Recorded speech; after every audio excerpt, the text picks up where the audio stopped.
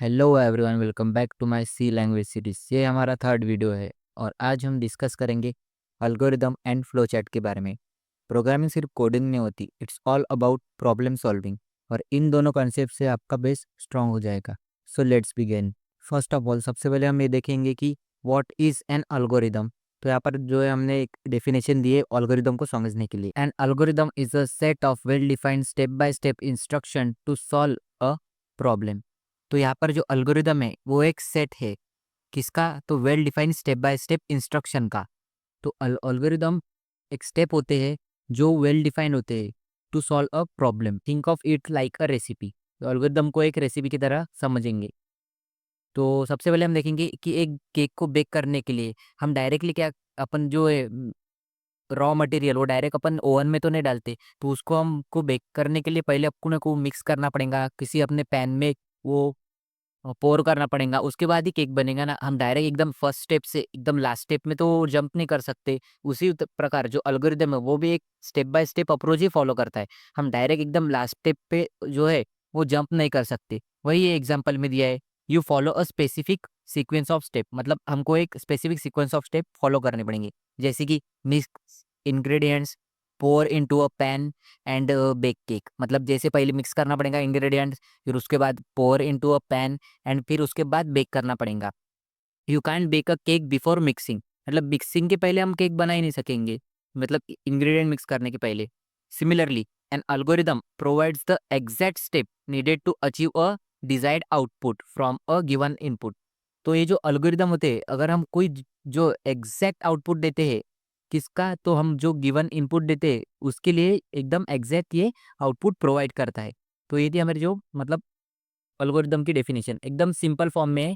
जो मतलब एल्गोरिदम कुछ भी रहता है, स्टेप बाय स्टेप जो अप्रोच रहता है एक प्रॉब्लम को सॉल्व करने के लिए, इंस्ट्रक्शन देता है स्टेप बाय स्टेप। मतलब कोई भी कंफ्यूजन ना होती हुए कोई भी इसको समझ सकता है। उसके बाद हम देखेंगे characteristics of a good algorithm.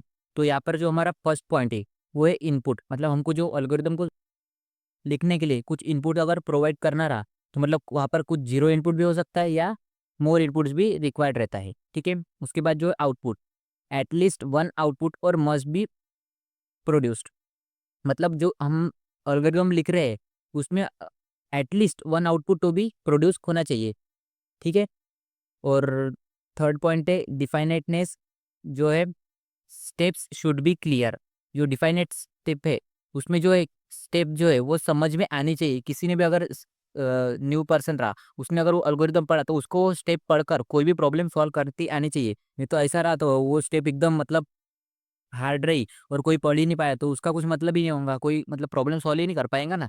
इसकी वजह से वो दिया है डिफाइनेटनेस, मतलब एकदम क्लियरली जो है ईच स्टेप जो है वो डिफाइन होनी चाहिए। ठीक है। उसके बाद जो है finiteness, must be terminate after a finite step. तो इसका मतलब जो है हमारा जो अल्गोरिदम होता है वो एक फाइनाइट स्टेप के बाद एग्जीक्यूट होना ही चाहिए। मतलब जो अगर वो इनफाइनाइट रहा तो उसको मतलब कोई मतलब ही नहीं। अगर कोई चीज़ का सॉल्यूशन ही नहीं मिल रहा है तो उसका कुछ मतलब ही नहीं है। वो हम करते जाएंगे स्टेप बाय स्टेप करते जाएंगे, पर एन नंबर ऑफ स्टेज हमको करना पड़ेगा, तो उसका कुछ मतलब निकलेगा क्या? नहीं। तो उसके वजह से आप भी दिया है कि जो एल्गोरिदम है उसको वो फाइनाइट ही रहना चाहिए। मतलब वो एक स्टेप पे आकर एल्गोरिदम एग्जीक्यूट होना ही चाहिए। ठीक है। उसके बाद जो है वो हमारा effectiveness, each step must be basic and doable. ठीक है। तो इसका मतलब जो है हमको ईच स्टेप वो जो रहेगा बेसिक रहना चाहिए, जो है ईच ईच स्टेप। तो अगर ऐसे रहा कि कोई स्टेप हम लिख तो रहे हैं पर वो एकदम हार्ड लैंग्वेज में रहे और कोई समझ ही नहीं पाएगा तो फिर प्रॉब्लम हो जाएंगे ना। और जो स्टेप है वो डुएबल होनी चाहिए। डुएबल का मतलब जो है कि हम जो स्टेप लिख रहे हैं वो हमको प्रोग्राम में इम्प्लीमेंट करती आनी चाहिए। नहीं तो ऐसा होगा कि वो स्टेप किसी को पढ़ते तो आ रही है पर वो प्रोग्राम में हमको क्या लिखना है वो मतलब समझेंगे ही नहीं। तो डुएबल का मतलब वही होता है। तो यहाँ पर हम एक देखेंगे कि जो process to write an algorithm. ठीक है। यहाँ पर हम दो जो प्रोसेस देखेंगे। फर्स्ट प्रोसेस जो रहेंगे हमारी, first define the problem you want to solve. तो हमको जो प्रॉब्लम सॉल्व करनी है वो हमको सबसे पहले क्या करनी पड़ेगी, ऐसे डिफाइन करनी पड़ेंगी। अगर हमको कुछ भी प्रॉब्लम सॉल्व करनी रही तो पहले अगर कोई प्रॉब्लम रहा को समझा सम करनी रही तो सबसे पहले हमको डिफाइन करनी पड़ेगी कि हमको सम में कौन से नंबर का मतलब सम करना पड़ेगा ये वो। उसके बाद जो है वो जो प्रॉब्लम है तो वो कैसे करने वाले हैं तो उसको हमको पहले जो है डिवाइड करनी पड़ेंगी। जैसे break the problem into smaller and manageable steps. तो जो हमको प्रॉब्लम है उसको हमको ब्रेक करना पड़ेगा into smaller and manageable forms, मतलब हम कहाँ पे भी उसको मैनेज कर सकेंगे, ऐसे फॉर्म में हमको वो स्टेप जो है वो ब्रेक करने पड़ेंगे। फिर हम एक यहाँ पर एक जो है एग्जांपल देखेंगे एल्गोरिदम का। तो एग्जांपल है find the sum of two numbers, ठीक है। तो फर्स्ट जो है हम एल्गोरिदम देखेंगे इसका। सबसे पहले हम जो है प्रोग्राम को मतलब स्टार्ट करेंगे। अगर कोई भी हम प्रोग्राम देख रहे हैं उसको हमको स्टार्ट करना तो ज़रूरी है। उसके बाद जो है read a number a and b, कोई भी हम इनपुट देंगे, यहाँ पर हमको इनपुट देने की ज़रूरत रहेगी, ए की वैल्यू और जो है उसके बाद बी की वैल्यू। उसके बाद जो है compute sum a and b, तो हमको सम के अंदर हमको ए और बी की वैल्यू मतलब स्टोर करनी पड़ेंगी। उसके बाद जो सम होगा ए और बी का उसको हमको प्रिंट करना पड़ेगा जो फोर्थ स्टेप में, और फिफ्थ स्टेप में हमको जो है प्रोग्राम वो स्टॉप करना पड़ेगा। तो देखो यहाँ पर अपने को एल्गोरिदम का एकदम बेसिक मालूम गिर रहा है कि हमको सबसे पहले क्या है, हमको प्रोग्राम स्टार्ट करना है। उसके बाद जो है रीड नंबर, मतलब एल्गोरिदम ये बता रहा है कि हमको नंबर जो है वो रीड करने पड़ेंगे। उसके बाद जो है हमको यहाँ पर सम में ए और बी की सम स्टोर करनी पड़ेंगी, और उसके बाद हमको सम जो है प्रिंट करना पड़ेगा। तो इसकी इसी वजह से हमको एकदम सिंपल फॉर्म में जो है एल्गोरिदम लिखना पड़ेगा, जैसे कि कोई भी न्यू पर्सन भी आए तो उसको वो समझ में होने चाहिए, नहीं तो हार्ड जाएगा उसको। ठीक है, तो आखिरी में जो है वो प्रोग्राम को हमको स्टॉप करना पड़ेगा। ये इंपॉर्टेंट है, स्टार्ट और एंड करना मतलब प्रोग्राम को, ये तो इंपॉर्टेंट है ही। अगर आप एंड नहीं करेंगे तो वो मतलब चलते जाएगा, लूपिंग फॉर्म में आ जाएगा। ठीक है, उसी तरह हम second most important topic topic के ऊपर बढ़ते हैं, जो है हमारा फ्लो चार्ट। तो सबसे पहले हम उसकी डेफिनेशन देखेंगे। A flow chart is a graphical और visual representation of an algorithm. ठीक है, what is flow chart? Flow chart ये विजुअल और ग्राफिकल रिप्रेजेंटेशन होता है एल्गोरिदम का। ठीक है, it uses standard symbols to show the sequence of steps. ये जो है फ्लो चार्ट में एल्गोरिदम कैसे हम वर्ड्स में राइट करते हैं, जैसे टेक्स्ट में राइट करते हैं, वो फ्लो चार्ट का वैसे नहीं। इसमें हम टेक्स्ट तो लिखते हैं पर वो एक मतलब सिंबल के अंदर हम टेक्स्ट लिखते हैं, जो कि सिंबल का कुछ ना कुछ मतलब होता है। वो जो सिंबल रहते हैं वो हम अभी आगे के स्लाइड में देखने वाले हैं। ठीक है, and the flow of control within a program. Control मतलब कंट्रोल ऑफ फ्लो, वो प्रोग्राम को कंट्रोल करते हैं। ठीक है, तो फ्लो चार्ट का पर्पस क्या है? Flow chart makes the logic of an algorithm. Flow chart जो है वो एल्गोरिदम का लॉजिक बनाता है, easy to understand at a glance, मतलब एकदम बेसिक लेवल पर जो है हमको फ्लो चार्ट अंडरस्टैंड करते हैं कि एल्गोरिदम किस पर है। और उसके सिंबल्स की तरह तो हम मतलब पहचान नहीं सकेंगे कि वहाँ पर स्टार्ट हो रहा है प्रोग्राम या एंड हो रहा है, या हम किसके इनपुट ले रहे हैं, प्रोसेस कहाँ पर हो रही है। ये है सब हम एक मतलब सिंबल के मतलब सिंबल को देख के कोई भी समझ सकता है, स्पेशली फॉर कॉम्प्लेक्स प्रोग्राम मतलब प्रोसेसेस। जो कॉम्प्लेक्स प्रोसेस रहते हैं उसको हम फ्लो चार्ट के हिसाब से मैनेज कर सकते हैं। Then they are an excellent tool for communication and documentation. जो अपने सिंबल्स रहते हैं वो फ्लो चार्ट में, वो एकदम एक्सीलेंट टूल है काय के लिए? कम्युनिकेशन एंड डॉक्यूमेंटेशन के लिए। ठीक है, तो यहाँ पर वाई फ्लो चार्ट? तो easier to visualise and help in debugging and communication. जो है विजुअलाइज टू मतलब ईजी रहता है, और डिबगिंग करने के लिए ईजी रहता है, हेल्प करता है, एंड कम्युनिकेशन को भी हेल्प करता है। ठीक है, तो आगे हम अभी नेक्स्ट स्लाइड में देखेंगे सिंबल इसके।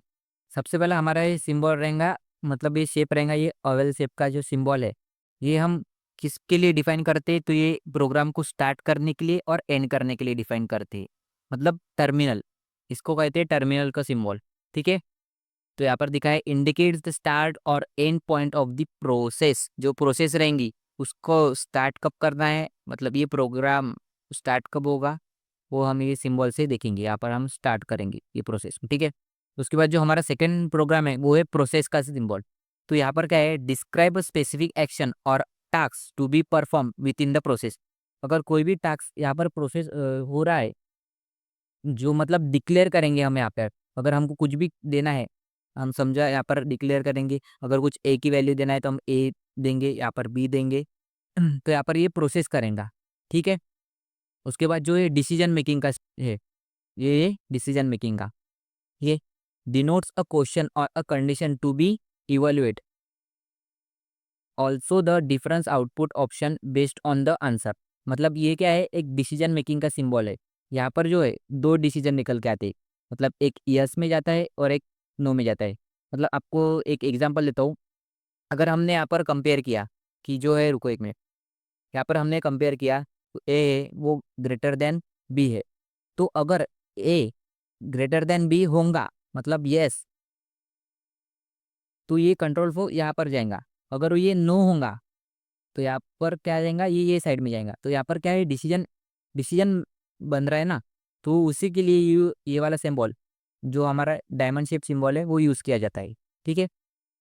और उसके बाद में जो हमारा थर्ड मतलब फोर्थ सिंबल है, ये कनेक्टर है। हम किसको भी कनेक्ट करने के लिए यहाँ पर यूज़ कर सकते हैं। मतलब use to connect different parts of the diagram that are in separate places. तो कोई भी सेपरेट प्लेसेस में अगर कोई डायग्राम रहे तो उसको कनेक्ट करने के लिए ये यूज़ किया जाता है। उसके बाद ये जो मेन है, input and output symbol, it is the material और अ डेटा एंटरिंग ऑप्शन। इसका मतलब ये लिविंग सिस्टम। मतलब अगर हमको कुछ भी इनपुट देना है, अगर हमको यहाँ पे कुछ वैल्यू प्रोवाइड करनी है, तो मतलब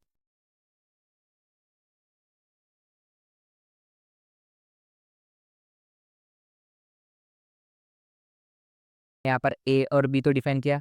उसके बाद हमको जो है वो यहाँ पर कुछ वैल्यू प्रोवाइड करने, तो ये अपने को ए का इनपुट मांगेगा और उसके बाद हमको बी का भी इनपुट मांगेगा। तो ये इनपुट मांगने के लिए और आउटपुट देने के लिए ये सिंबल यूज़ किया जाता है। उसके बाद ये है डॉक्यूमेंटेशन, जो रिफर्स टू एक्सटर्नल डॉक्यूमेंट। अगर कुछ हमने डॉक्यूमेंट ऐड किए तो ये सिंबल से हम उसको डिफाइन कर सकते हैं। उसके बाद मल्टीपल डॉक्यूमेंट रहे तो ये सिंबल यूज़ करते हैं। उसके बाद जो है preparation symbol makes an adjustment to action steps in the process. तो यहाँ पर जो एडजस्टमेंट जो है स्टेप्स का, वो हम यहाँ पे समझ सकते हैं। तो ये थे सब सिंबल्स हमारे। इसमें के अगर आपको बताऊँ तो इसमें के आपको सबसे इम्पोर्टेंट सिंबल रहेंगे, ये जो फर्स्ट रहेगा स्टार्ट एंड एंड का। उसके बाद ये प्रोसेस करेंगा, फिर डिसीजन मेकिंग करेंगा, एक फ्लो एरो करेंगा, इनपुट आउटपुट करेंगा, और कभी कभी ये भी सिंबल यूज़ होगा मतलब बेसिक अपने सी लैंग्वेज में। तो इसका आपको डेफिनेशन तो नहीं आएगा, पर ये याद रखना इंपॉर्टेंट है, बहुत इंपॉर्टेंट है। कौन सी भी लैंग्वेज में यही सेम सिंबल यूज़ होने वाले हैं। फिर उसके बाद हम एक एग्जांपल देखेंगे यहाँ पर, जो add two numbers and display the result. ठीक है। तो जो हमने ए इनपुट दिया, पहले ए और बी पहले स्टार्ट किया, फिर सम को ए किया। तो यहाँ पर हम देखेंगे कि हम पेज पे कैसे उसको रिप्रेजेंट करते हैं। जो हमने देखा स्टार्ट का सिंबल, हमने ओवल शेप में जो है वो स्टार्ट लिखा, मतलब यहाँ पे प्रोग्राम स्टार्ट हो गया। उसके बाद जो है पैरेललोग्राम यहाँ पर दिया, क्यों, तो वहाँ पर इनपुट लेने के लिए। और फिर जो है हमने प्रोसेस के लिए सिंबल यहाँ पे यूज़ किया। ए और बी जो है प्रोसेस हो रही है ना, तो सम में जो स्टोर हो रही है, यहाँ पर जो प्रोसेस है उसके लिए हमने रेक्टेंगल का यूज़ किया। फिर बाद में डबल पैरेललोग्राम यूज़ किया, क्योंकि जो सम है वो हमको आउटपुट में देनी है। उसकी वजह से हमने यहाँ पे सम को आउटपुट दिया, पर उसके बाद जो है हमारा प्रोग्राम स्टॉप हो गया। फिर बाद में एग्जाम्पल, जो एल्गोरिदम और फ्लोचार्ट के दोनों को एग्जाम्पल लिखेंगे।